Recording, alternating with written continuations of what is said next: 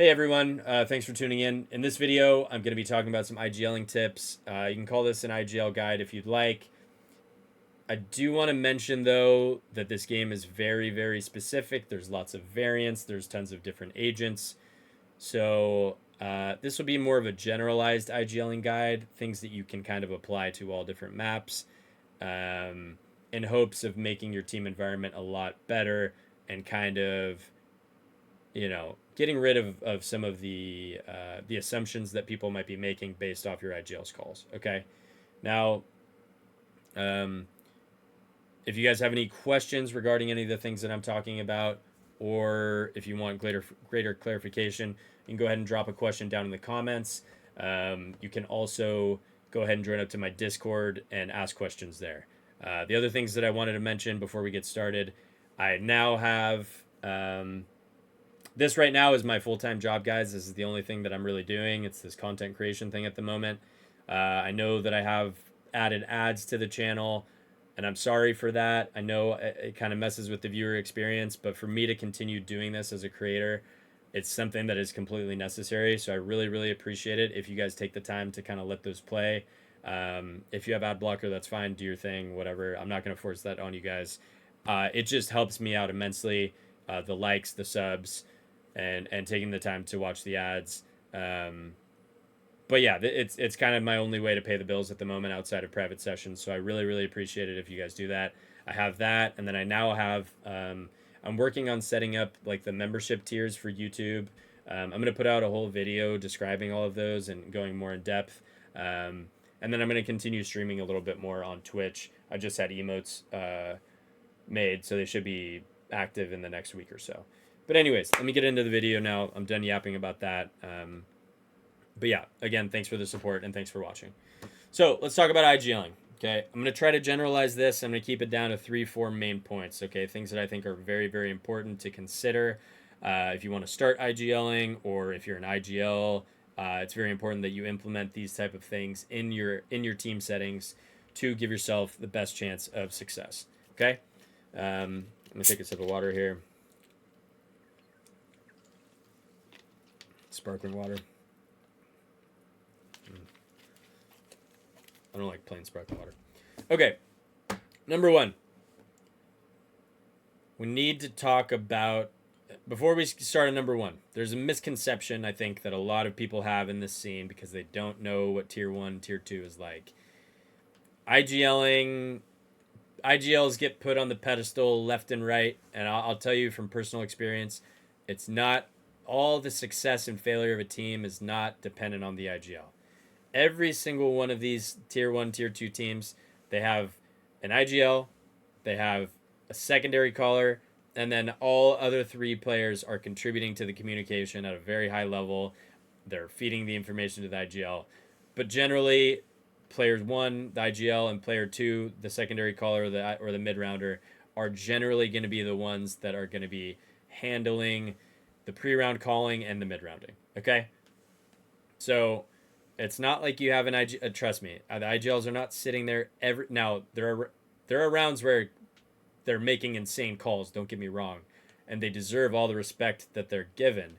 But I want people to understand something, that it's not that they're microing everybody's utility at the start of the round and saying, okay, we're gonna fake C with a sky flash around bend.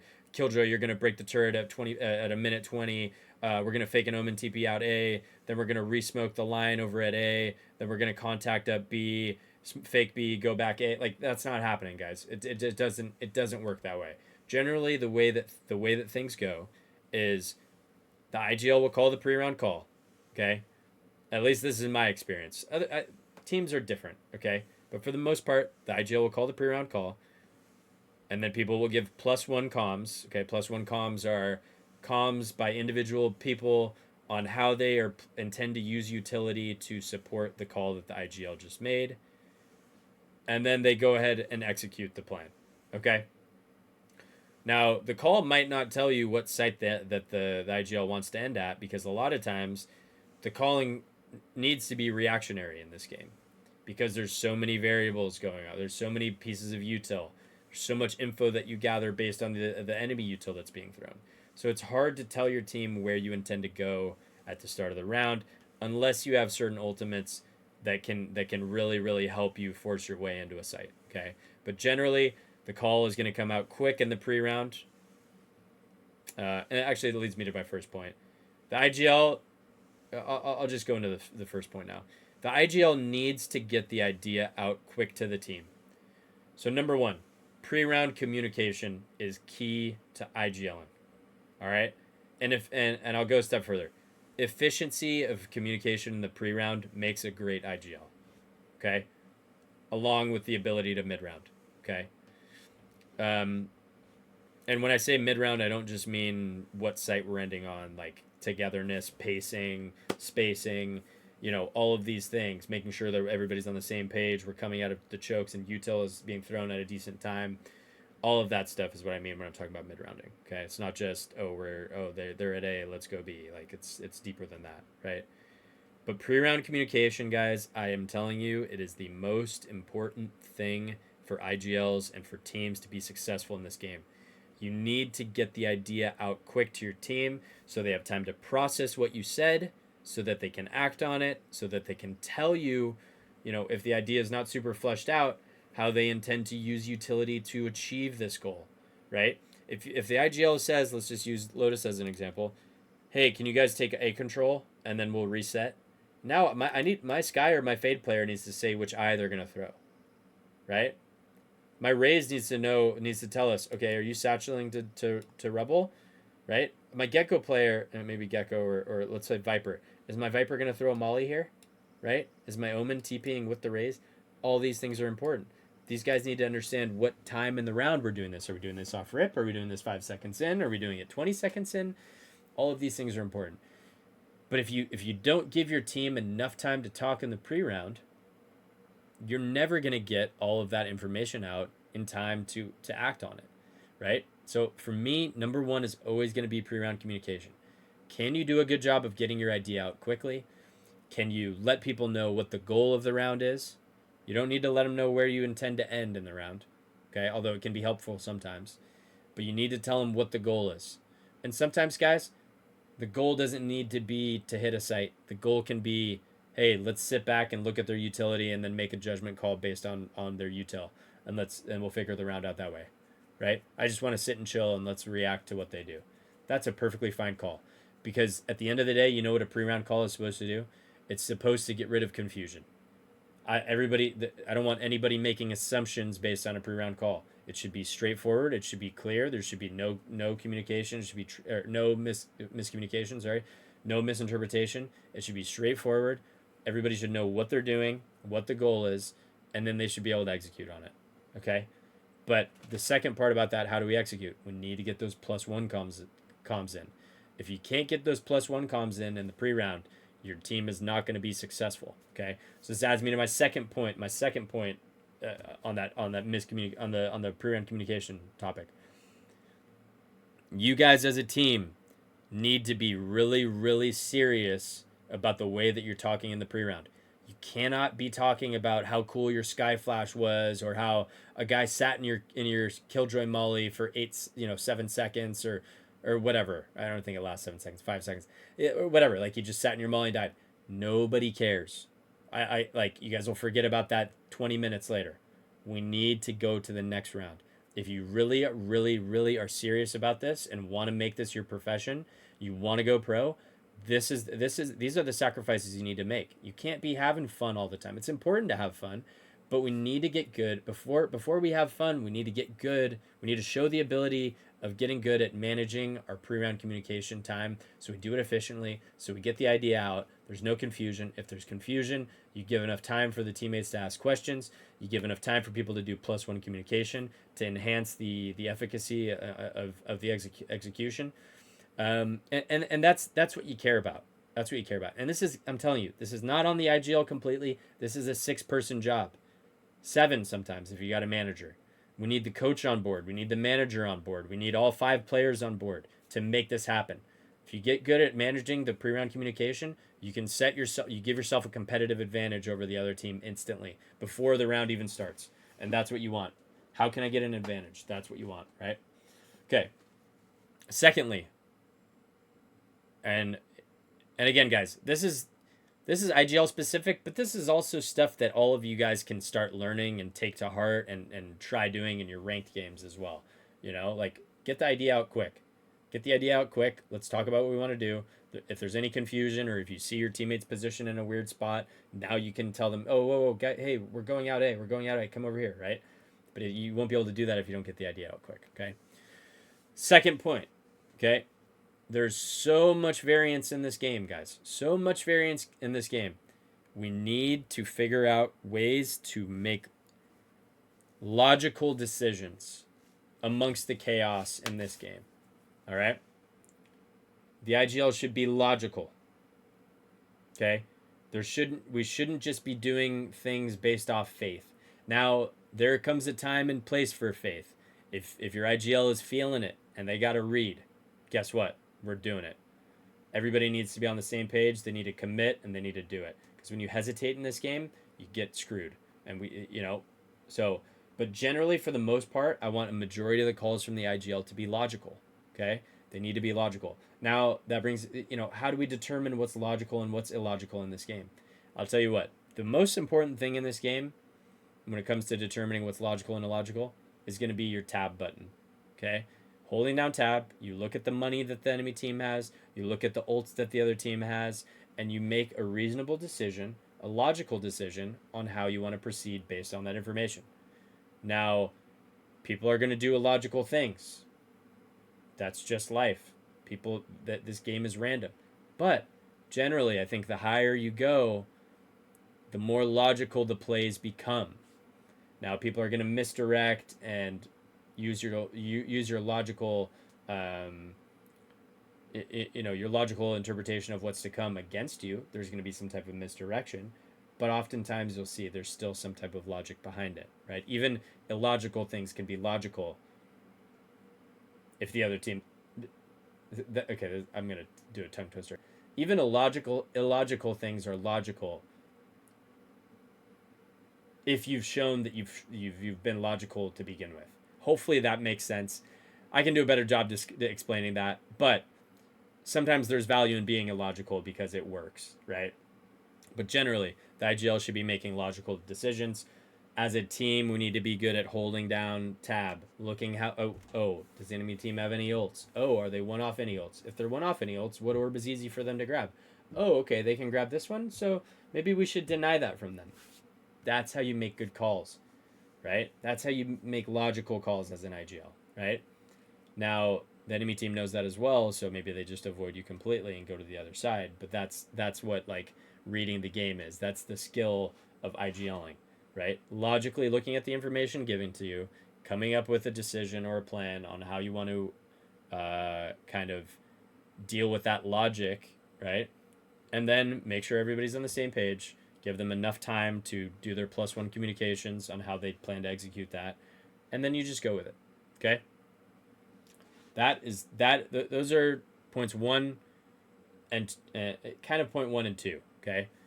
You need to be, so number 1, I'll go over it again. Pre-round communication and being efficient with the timing of your communication. Giving people enough time to yap about how they're going to support the round with their utility, as well as giving them enough time to ask questions if they need clarification or whatever, okay? Number 2, reading the information that's given to you by holding tab, looking at the ults, looking at the money, but also reading, the second point to that is, can you read what the enemy team has done in the prior rounds? That should also be some type of indication of what might come. If they've been successful doing something, maybe they're more likely to do it again, right? So that's something that you need to factor in, okay? If they've been unsuccessful doing something, maybe they're less likely to do it again. That's also something you should factor in. But at the end of the day, it all comes down to logic, okay? Now, again, it's not completely on the IGL to determine which ult, like every round, they have this, this, and that, although they should. I'm telling you, make it a point of emphasis for everybody on your team, coach included. Hold tab at the start of the round. 10 seconds. Look at the information. Be a robot. Look at the info. Scan it. Okay. They got this, and that. Okay, let's be aware of this round. Boom. You say it in the pre-round, bang, everybody's on top of it. Okay, let's do this then. Blah blah blah. You know, and you get the idea out quick.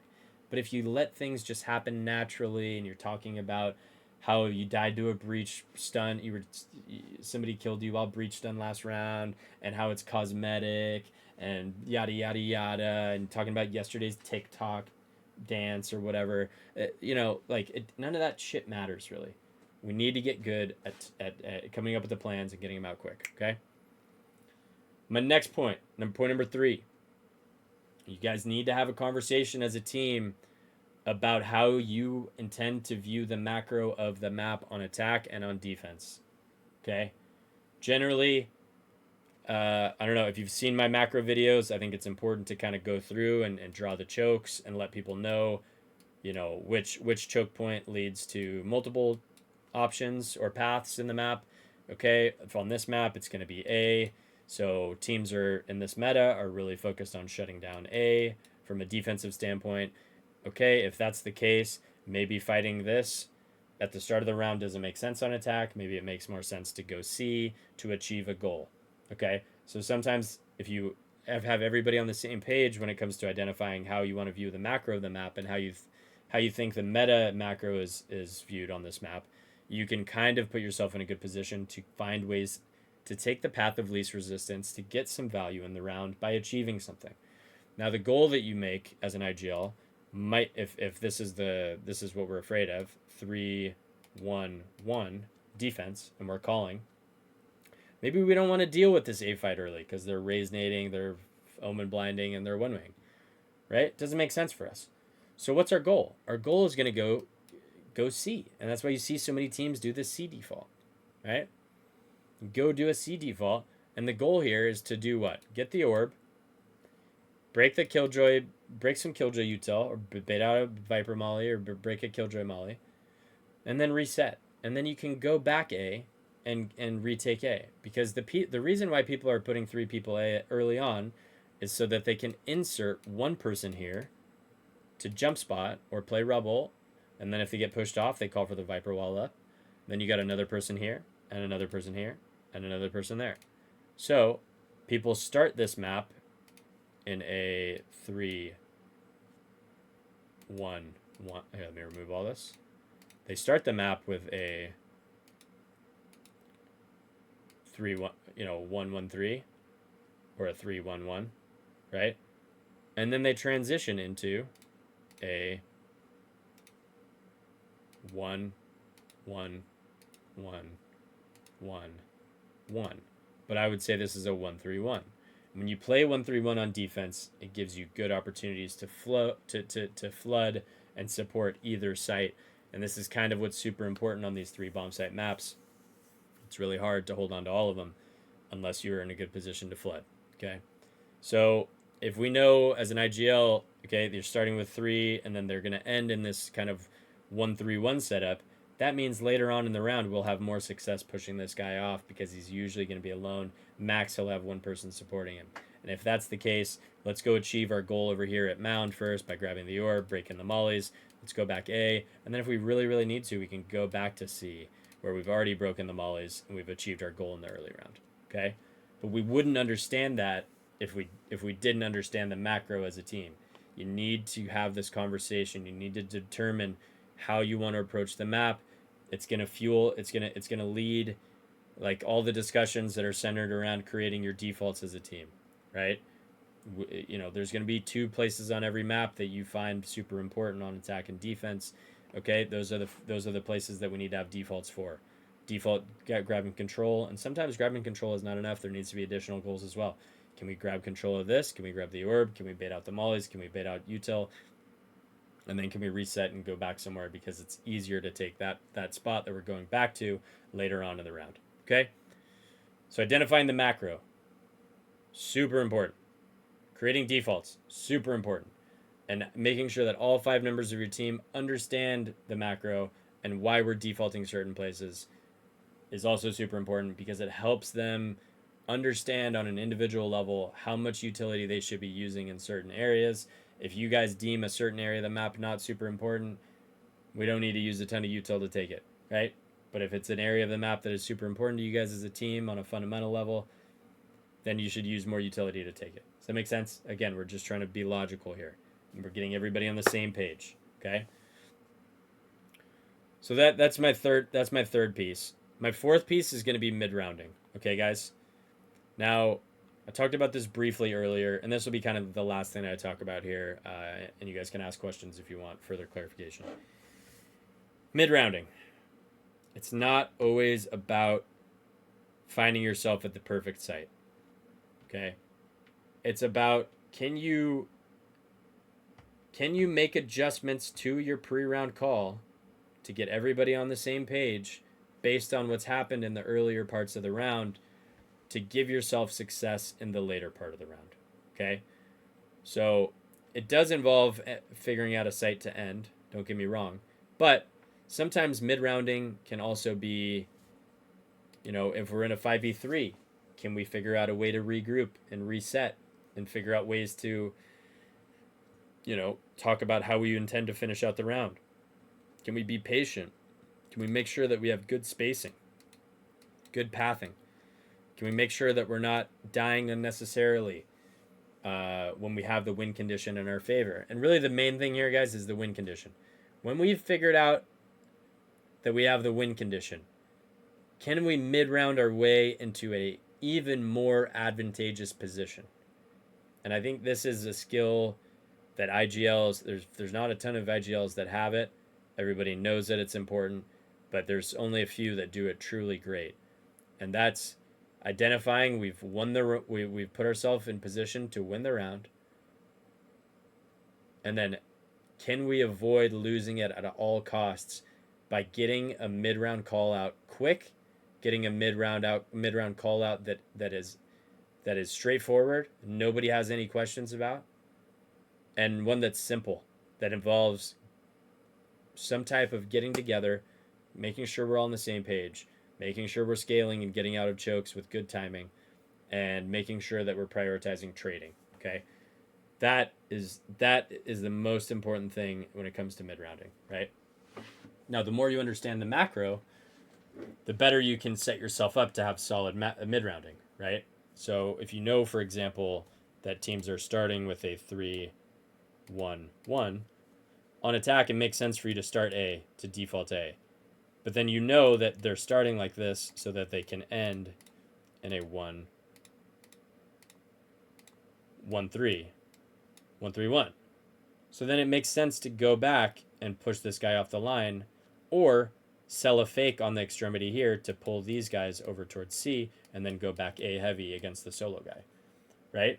But you wouldn't really understand that mid-round call if you had no understanding of the macro, and your team wouldn't know how to execute or how to push people off lines properly if they didn't understand the macro of the map. So you need to have these conversations as a team. It's super, super important. Hopefully that makes sense to you guys. There are some other really basic things that are important, but at the end of the day, good pre-round communication, making sure everybody knows the plan, everybody's on board, making sure that you're giving your teammates enough time to add their +1 communications on how they intend to execute on your plan, reading the information that's given to you in this game by hitting tab, the ults, the money, right? Understanding previous rounds and the history of the game, right? Okay, Killjoy's played here, rounds 1 through 6. We can make the assumption she's going to be there around 7, They have this ult. Oh, okay, we should avoid doing this round. They have KO ult. Okay, let's play anti-KO. Blah, blah, blah. All of these things. Super important, okay? So understanding how to be logical, right, is the other thing. And then can we figure out ways to